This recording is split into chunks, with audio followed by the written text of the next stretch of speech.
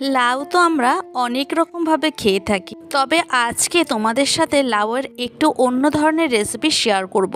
দুপুরের লাঞ্চে গরম ভাতে জাস্ট অসাধারণ লাগে। ঘরে থাকা কিছু উপকরণ দিয়ে ঝটপট তৈরি করে নেওয়া যায়। নমস্কার বন্ধুরা, বানিস ফুড প্যাশন চ্যানেলে আবার একটা নতুন পর্বে তোমাদের সবাইকে স্বাগত জানাচ্ছি। লাউয়ের রেসিপিটা করার জন্য আমি বেশ খানিকটা পরিমাণে লাউ কেটে ধুয়ে রেখেছি।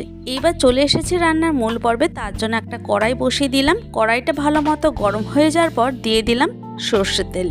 সর্ষের তেলটাকেও এখানে খুব ভালো মতো গরম করে নিয়ে দিয়ে দিলাম চিংড়ি মাছ। এখানে 4 থেকে 5খানার মতো চিংড়ি মাছ আমি দিয়েছি বড় সাইজের।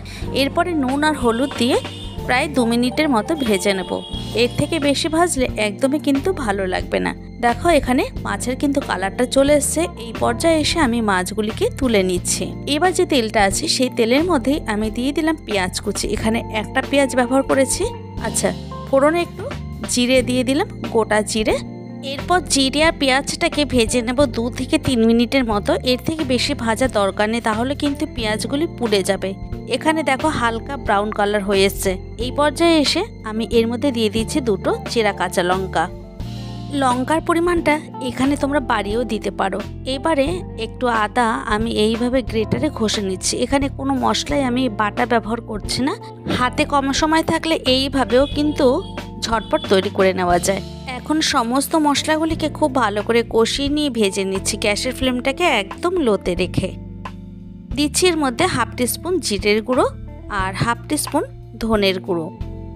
হলুদের গুঁড়ো দিয়ে দিলাম 1/2 টিস্পুন। এখন এই উপকরণগুলিকে আবার একটু ভেজে নেব 1 মিনিটের মতো। ভাজা হয়ে যাওয়ার পর দিয়ে দিচ্ছি এর মধ্যে কেটে ধুয়ে রাখা লাউয়ের টুকরোগুলিকে। আমি এখানে লাউয়ের টুকরোগুলিকে খুব মিহি করে কাটিনি, এইরকম একটু বড় টুকরো করে কেটে নিয়েছি। এতে কিন্তু খেতে ভীষণ ভালো লাগবে। এখন লাউটাকে এই মশলার মধ্যে খুব ভালো করে কষিয়ে নেওয়ার পর দিয়ে দিচ্ছি এখানে 2 টেবিল চামচের মতো মসুরির ডাল। পুষ্টিগুণে সমৃদ্ধ একটা রেসিপি তোমাদের সাথে শেয়ার করতে চলেছি। এখানে সবজি আছে, ডাল আছে। এইবার ডালটাকে ভালো করে ধুয়ে এর মধ্যে ছড়িয়ে দিচ্ছি এইভাবে। আর এখানে লাউটা সেদ্ধ হতে হতে ডালটাও কিন্তু প্রপারলি সেদ্ধ হয়ে যাবে। এখন খুব ভালো করে নাড়াচাড়া করে নেব।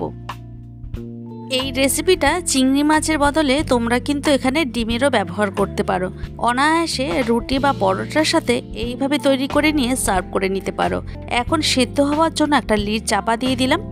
প্রায় 4 থেকে 5 মিনিট পর লিডটা এসে সরিয়ে নিয়ে ভেজে রাখা চিংড়ি মাছগুলিকে এর মধ্যে দিয়ে দিচ্ছি। তারপর খুব ভালো করে এইভাবে মিশিয়ে নেব। এখন লাউটা সেদ্ধ হতে হতে আমার এখানে কিন্তু ডালটাও পুরোটাই সেদ্ধ হয়ে যাবে। আবারও ঢাকনা চাপা দিয়ে দিলাম। আরও 7 থেকে 8 মিনিট পর ফিরে এসে ঢাকনাটাকে তুলে নিয়ে দেখে নিচ্ছি। তো লাউটা এখানে কিন্তু 70%-এর মতো সেদ্ধ হয়ে গেছে। লাউয়ের ভেতরে আমি কোনো রকমভাবে জল ব্যবহার করিনি। লাউ থেকে যে জলটা বেরিয়েছে তাতেই লাউটা পুরোটাই সেদ্ধ হয়ে যাবে। এবারে টেস্টের জন্য আমি নুন দিয়ে দিলাম। আগে নুন দিইনি, এখন নুনটা দিয়ে এইভাবে নাড়াচাড়া করে নেব। তোমরা এখানে চাইলে কাশ্মীরি রেড চিলি পাউডারও ব্যবহার করতে পারো, তবে আমি এখানে ব্যবহার করছি না। এখন আবারও ঢেকে রাখবো 4 থেকে 5 মিনিটের জন্য। 5 মিনিট পর ফিরে এসে আমি ঢাকনাটাকে তুলে নিয়ে এইভাবে একটু নাড়াচাড়া করে নিচ্ছি।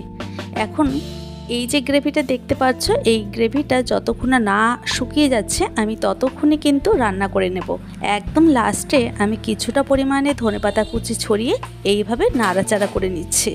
দুপুরের লাঞ্চে গরম ভাতে এই ধরনের লাউয়ের রেসিপি হলে আর কোনো কিছুরই দরকার হবে না।